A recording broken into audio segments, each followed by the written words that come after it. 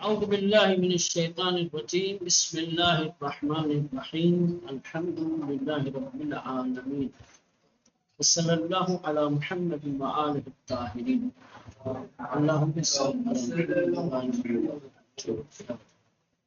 تو سورہ فیل کی آخری آیت تک پہنچے ہیں. اس سے پہلے کی آیتوں میں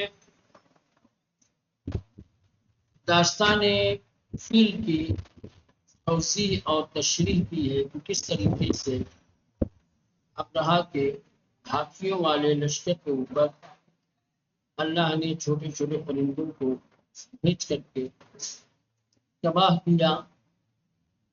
ٹھیک، اب یہ آخری آیت ہے. اس آخری آیت میں پھر اس فوج کا سرانجام کیا ہوا، سمجھ رہے ہیں، نتیجہ کیا برآمد ہوا ہے، اس کو بیان کیا ہے.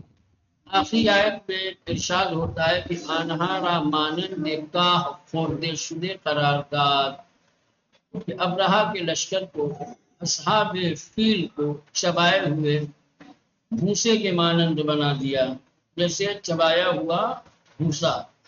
فجعلہم، پر اس نے قرار دیا ان کو کعصف معقول، چبایا ہوا بھوسا. عصف بر وزن حصف بمعنی برہائست بر ساقے زراعت است. اس کے معنی کھیتیوں کے ساقے پر، کھیتیوں کے پودے پر جو پتے ہوتے ہیں اس کو کہا جاتا ہے. نا گیہوں کا، چاول کا پودا دیکھا ہے؟ ہاں، اس پر جو پتے ہوتے ہیں چھوٹے چھوٹے، ہے نا.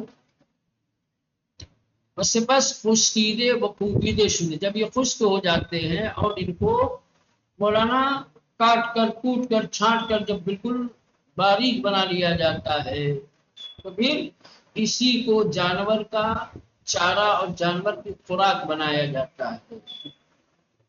سمجھ رہے ہیں؟ تعبیری دیگر بمانی کہا اس، اور دوسرے لفظوں میں یہ بھوسے کے معنی میں ہے.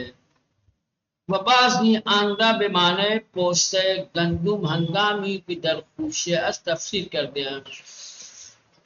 بعض مفسرین نے اس کو گندم یعنی گیہوں کے چھلکے کو کہا ہے کہ جب وہ خوشے میں ہوتا ہے، جب وہ بالیوں میں ہوتا ہے.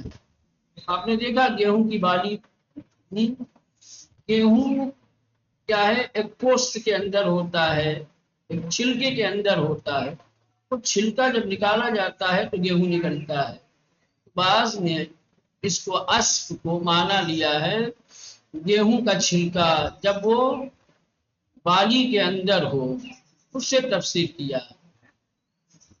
لیکن یہاں پر وہی پہلا والا معنی صحیح ہے جو بھوسے والا ہے. بدرنجا مناسب ہم معنی اول است، لیکن یہاں پر بہتر وہی معنی اول ہے.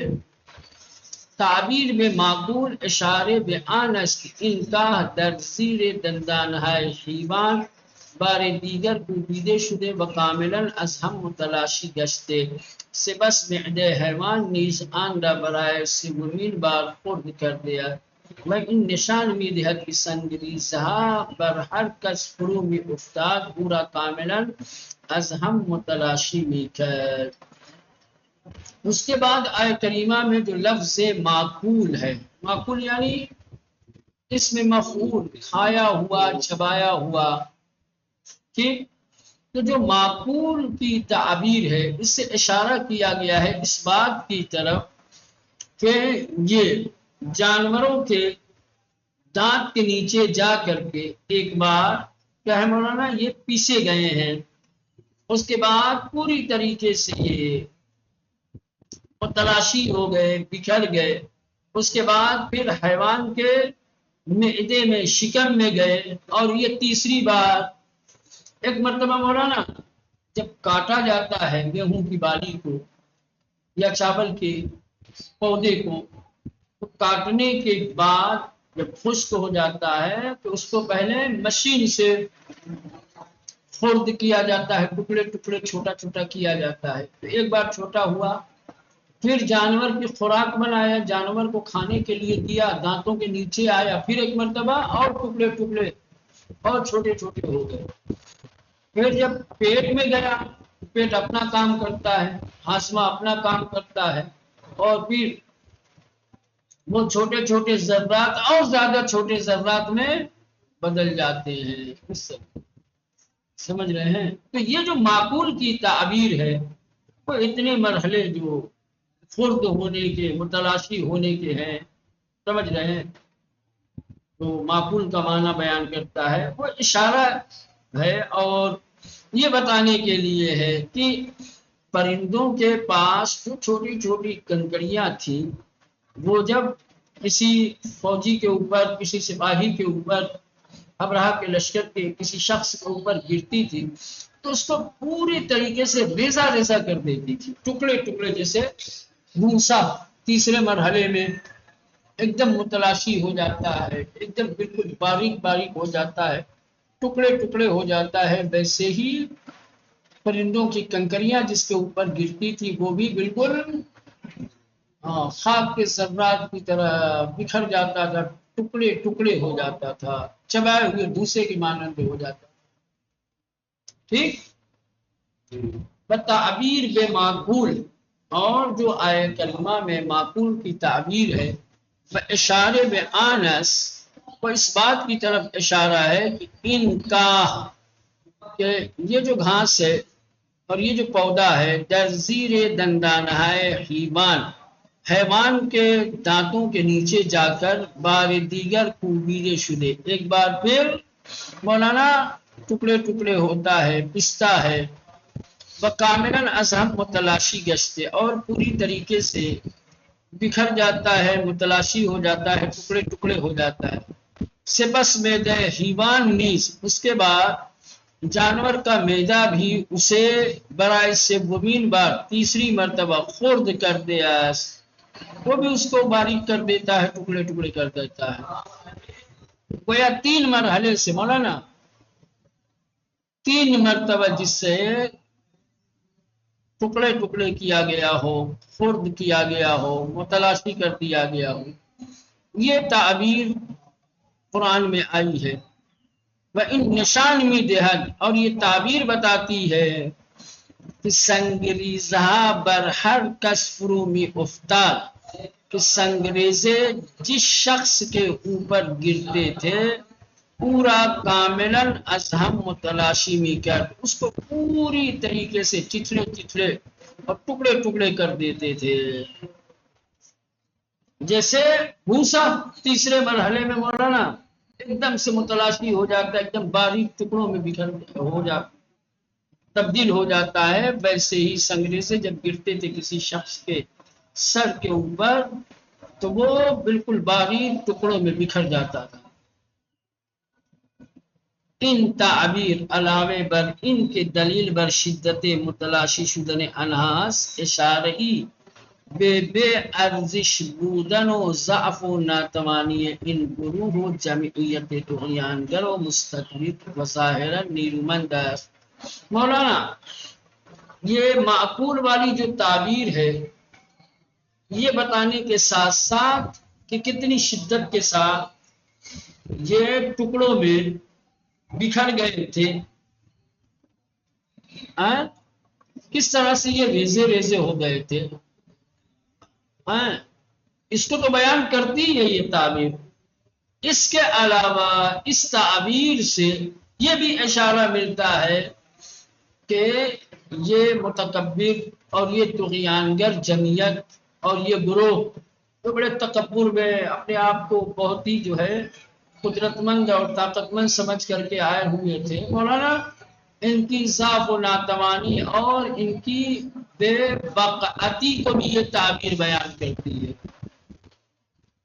یہ تعبیر خالی ان کے ذرات میں بکھر جانے کو نہیں بیان کر رہی ہے، وہ تو بیان کر ہی رہی ہے، گویا معقول کی تعبیر دو باتوں کی طرف اشارہ کرنے کے لیے ہے، دو چیزیں بتانے کے لیے، ایک تو یہ کہ کتنی شدت کے ساتھ یہ لوگ بکھر گئے تھے، ٹکڑوں میں بٹ گئے تھے، خواب کے ذرات کی طرح سے ریزہ ریزہ ہو گئے تھے۔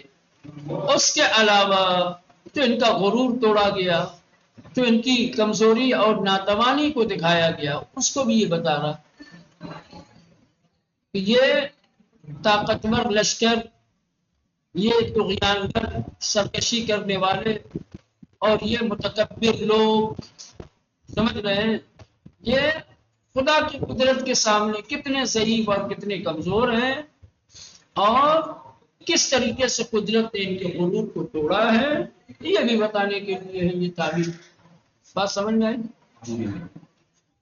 ان تعبیر، یہ جو تعبیر معقول ہے، تو کلمہ معقول کا استعمال ہوا ہے آیت میں، یہ علاوہ بر ان کے دلیل بر شدت متلاشی شدن انہاس، ان کے بکھر جانے اور ان کے متلاشی ہو جانے کی شدت کی دلیل کے ساتھ ساتھ اشارئی بے ارزش بودن، یہ اشارہ ہے ان کے بے وقعت، بے قدر و قیمت ہونے، و ضعف و ناتوانی ان گروہ، اور اس گروہ کی کمزوری اور ناتوانی کی طرف، و جمعیت طغیانگر و مستکبر، طغیان اور سرکشی کرنے والے اور تکبر کرنے والی جماعت اور گروہ کی، بظاہر نیرومندس، اور جو بظاہر طاقتور اور قدرت مند نظر آ رہی تھی، یہ ان کی ضعف و ناتوانی اور ان کی بے وقعتی کو بھی بیان کرنے کے لیے ہے یہ تعبیر۔ چلیں، یہ آیتوں کی تفسیر ہو گئی۔ اب تفسیر کا جو آخری حصہ ہے، نقطہ، کچھ اہم اور ضروری باتیں۔ نمبر 1، معجزہ بے نظیر ان خانیرہ صاحبیس، واقعاً یہ جو واقعہ ہے یہ اپنے آپ میں بے مثل و بے نظیر معجزہ ہے، اور اس معجزے نے یہ بتایا ہے کہ یہ گھر بغیر کسی بارش، بغیر کسی مالک اور بغیر کسی سرپرست کے نہیں ہے، اس گھر کا بھی کوئی والی و وارث، کوئی نگہبان، کوئی محافظ ہے۔ پہلا آپ دیکھیں نا جس طریقے سے جناب عبد المطلب نے گفتگو کی تھی، اور ابرہہ نے ان کی گفتگو سن کے جو تعجب کیا تھا، اس سے ایسا لگ رہا تھا وہ تو جناب عبد المطلب نے تو پہلے وہ تو اپنے اعتقاد کا، اپنے ایمان کا، اپنے نظریے کا اظہار کیا تھا، اور ان کا مقصد یہ نہیں تھا کہ ہمارا اس گھر سے کوئی سروکار نہیں ہے، سمجھ رہے ہیں؟ تو انہوں نے یہ کہا کہ بھائی میرے 200 اونٹ تمہارے لشکر والوں نے ضبط کر لیے، میرے اونٹ واپس کر دیے جائیں، میں اونٹ کا مالک ہوں، اور جس گھر کو ویران کرنے کے لیے تم آئے ہو اس گھر کا بھی کوئی مالک ہے۔ جیسے میں اپنے اونٹ کی حفاظت کے لیے آیا ہوں، قدم اٹھایا میں نے، تو میرا اونٹ خطرے میں تھا، جس کا گھر ہے، جب اس کا گھر خطرے میں آئے گا تو وہ بھی اپنے گھر کو بچائے گا۔ اور دیکھا کس طریقے سے اللہ نے اپنے گھر کی حفاظت کی، اپنے گھر کو بچایا، یہ معجزہ، عظیم معجزہ ہے۔ پہلا نقطہ جو ہے معجزہ بے نظیر، لاجواب اور بے مثل و بے نظیر معجزہ، یعنی خانہ ان خانیرہ صاحبیز، اس گھر کا ایک مالک ہے، یہ گھر بے مالک نہیں ہے۔ جالب ان کی قرآن مجید ان داستان مفصل و طولانی را در چند جملے کوتاہ و کوبندے در نہایت فصاحت و بلاغت آورده است۔ مزید کی بات یہ ہے کہ قرآن مجید نے اس مفصل اور طویل داستان کو چند مختصر اور ہلا دینے والے جملوں میں اور نہایتی فصاحت و بلاغت کے ساتھ ذکر کر دیا ہے۔ اتنی طویل، اتنی تفصیلی داستان کو چند جملوں میں، چند مختصر کلمات میں، اور وہ بھی بڑے چبھنے والے، بڑے چوٹ مارنے والے، اور فصاحت و بلاغت والے جملے میں سمیٹ دیا ہے۔ بدر واقع روئے نقطہائی انگشت گزارتے، اور حقیقت میں ایسے نقطے کی طرف انگلی رکھی گئی ہے، ایسے نقطے پہ انگلی رکھی گئی ہے کہ بے اہداف قرآن یعنی بیدار ساختن گردن کشان مغرور و نشان دادن ضعف انسان در برابر قدرت عظیم خداوند کمک می کند۔ اور حقیقت میں اس داستان کو اس طریقے سے بیان کر کے مولانا قرآن نے انگلی رکھ دی ہے اپنے اہداف کے اوپر۔ قرآن کے اہداف میں سے سب سے عظیم ہدف کیا ہے کہ جو مغرور اور متکبر قسم کے لوگ ہیں ان کو بیدار کرنا، اور قدرت کی عظیم طاقت کے مقابلے میں ہر طاقت کو کمزور اور ناتوان دکھانا۔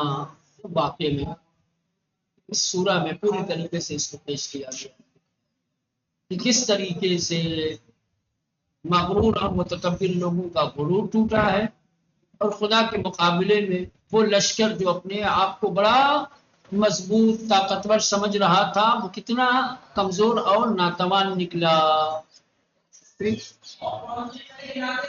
مگر واقع اور حقیقت میں روئے نقطہائی انگشت گزارتے، ایسے نقاط کے اوپر انگلی رکھی کہ بے اہداف قرآن، کہ جو قرآن کے اہداف و مقاصد میں سے ہے، یعنی کیا؟ بیدار ساختن گردن کشان مغرور اور متکبر لوگوں کو بیدار کرنا۔ گردن کشان یعنی بھائی متکبر، مغرور اور متکبر لوگوں کو بیدار کرنا، بنشان دادن ضعف انسان، اور انسان کی کمزوری اور ناتوانی کو دکھانا در برابر قدرت عظیم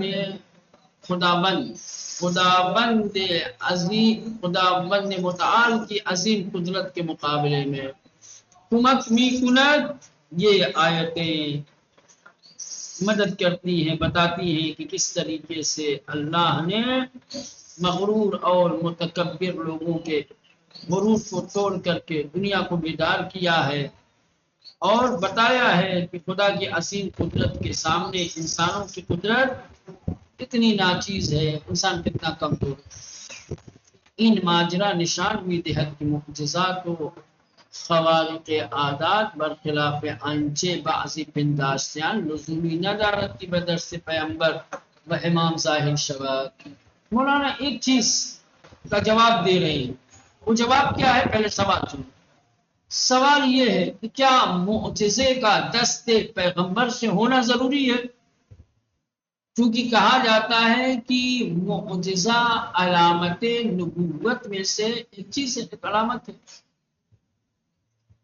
انبیاء کو پہچاننے کے جو طریقے ہیں، جو راستے ہیں، ان میں سے ایک کیا ہے مولانا؟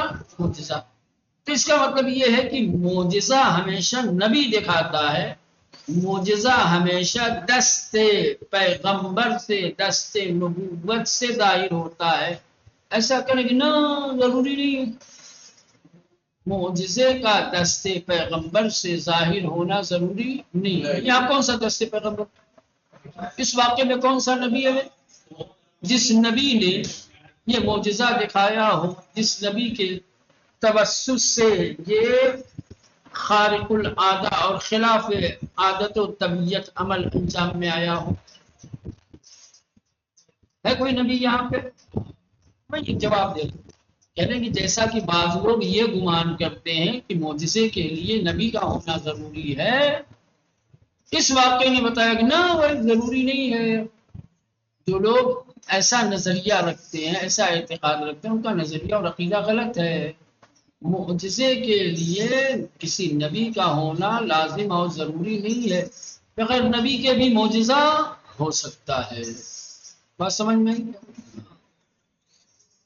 ان ماجرا نشان بھی دہا، یعنی یہ واقعہ بتاتا ہے کہ معجزہ کو خارق عادات، کہ معجزہ اور عادت اور طبیعت کے خلاف عمل جو ہوتا ہے، برخلاف آنچے، اس کے خلاف کہ جو کچھ بعضی پنداشتیان، جیسا کہ بعض لوگوں نے گمان کیا ہے، لزومی نہ دارت، لازم اور ضروری نہیں ہے کہ معجزہ اور خارق العادت عمل بردست پیمبر و امام ظاہر شود، کسی نبی یا کسی امام کے ہاتھوں سے ظاہر ہو، یہ ضروری نہیں ہے۔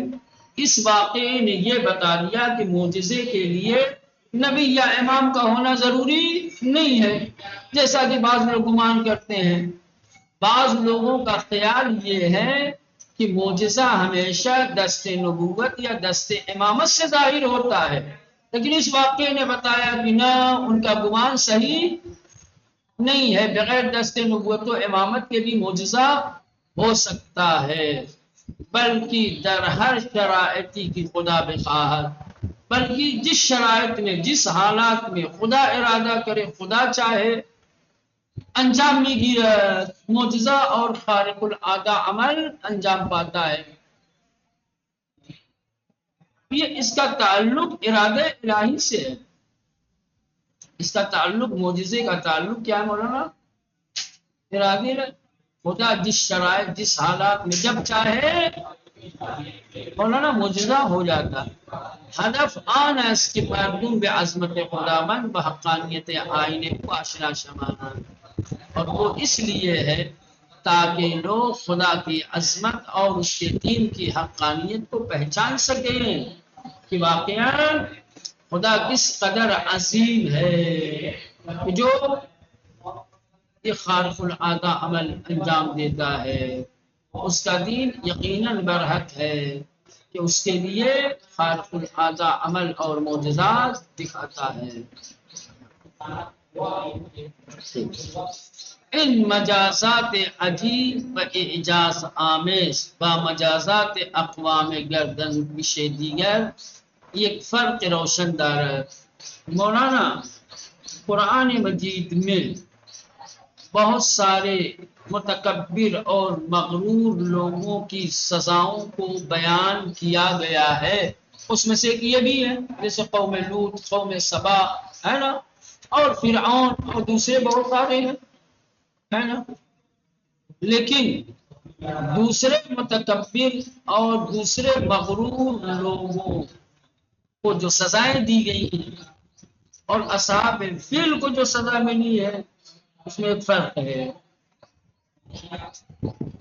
اس میں کیا ہے؟ فرق، وہ فرق ابھی آگے بیان کریں گے کیا فرق ہے۔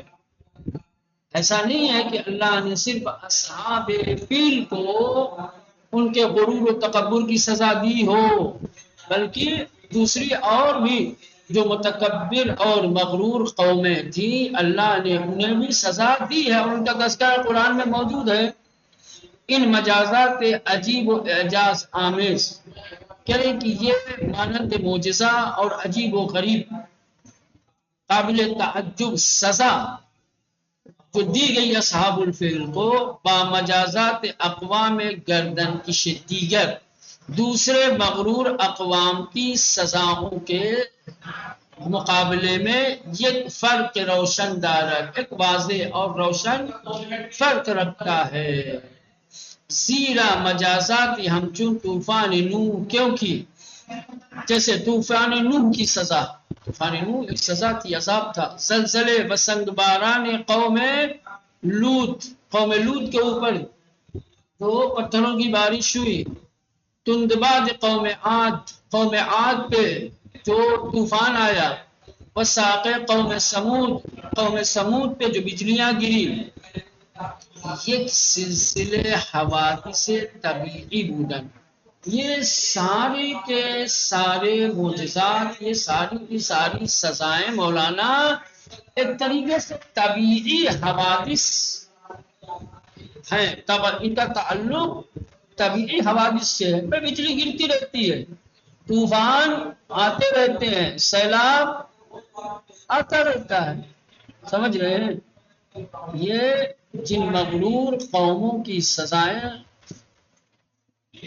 بیان کی گئی ہیں قرآن میں، جیسے طوفان نوح کا، یا اور جو یہ دوسری قومیں جن کا تذکرہ ابھی کیا گیا، اور اصحاب فیل کو بھی جو سزا دی گئی ہے، سمجھ رہے، اس میں بنیادی فرق ہے۔ وہ کون سا فرق ہے؟ دوسری قوموں کو، دوسری متکبر قوموں کو جو سزائیں دی گئیں، ان کی سزاؤں کا تعلق طبیعی حوادث سے تھا، ان کو طبیعی حوادث کے ذریعے سے نابود کیا گیا. سمجھ رہے ہیں؟ لیکن اصحاب فیل کو جو سزا دی گئی، وہ سزا کوئی طبیعی چیز نہیں تھی. یا یوں کہا جا سکتا ہے کہ حوادث ایک سلسلہ حوادث طبیعی بودن کی فقط وقوع آنها در ان شرائط خاص مجذب ہو، کہ ان حوادث کا واقع ہونا اس خاص شرائط میں معجزہ تھی. سمجھ لیں؟ پہلا سیلاب تو آتا رہتا ہے، لیکن نوح کا جو سیلاب آیا وہ خاص شرائط کے ساتھ آیا، وہ خاص شرائط میں معجزہ. پہلا کتنے طوفان آئے، کسی کو معجزہ کہا گیا نہ. طوفان کا آنا کیا ہے؟ طبیعی چیز ہے. بجلی سے نہ جانے کتنے لوگ تباہ و برباد ہوئے، بجلیاں گرتی رہتی ہیں، ہے نا. لیکن قوم سمود کے اوپر جو بجلی گری وہ خاص حالات میں، خاص شرائط کے ساتھ، وہ خاص شرائط کے اعتبار سے معجزہ ہے. سمجھ رہے ہیں؟ ہاں. بڑے داستان نابودی لشکر ابرہہ بے وسیلہ سنگریزہائی کے، لیکن ابرہہ کے لشکر کی تباہی اور نابودی ان سنگریزوں کے ذریعے سے کہ از منقار و پہائے ان پرندگان کوچے، جو ان معمولی اور چھوٹے پرندوں کی چونچ اور ان کے پاؤں سے فرو میں افتاد نیچے گر رہی تھی، چیزی نیز کی شبیہ حوادث سے طبیعی باشر. یہ کوئی ایسی چیز نہیں ہے کہ جس کا تعلق کسی طبیعی حوادث کی طرح ہو، یہ بالکل بے نظیر ہے. آج تک تاریخ آدمیت میں کسی نے ایسا منظر دیکھا ہی نہیں، کبھی ایسا ہوا ہی نہیں ہے کہ کسی قوم کے اوپر پرندوں نے سنگریزے برسائے ہوں. طوفان تو بہت دیکھا، بجلیاں تو بہت لوگوں پہ گری ہیں، ہوائیں تو بہت ساری آتی جاتی رہتی ہیں، ہے نا. کہنے کا مطلب یہ ہے کہ دوسری قوموں کو جو سزائیں دی گئی، ان کو جس عذاب میں مبتلا کیا گیا، وہ خاص شرائط کے اعتبار سے معجزات تھے. ان کا تعلق طبیعی حوادث سے تھا. کیا ہے؟ ان کا تعلق طبیعی حوادث سے تھا. وہ خاص موقعیت اور خاص شرائط کے ساتھ ان کو معجزہ کہا جاتا ہے.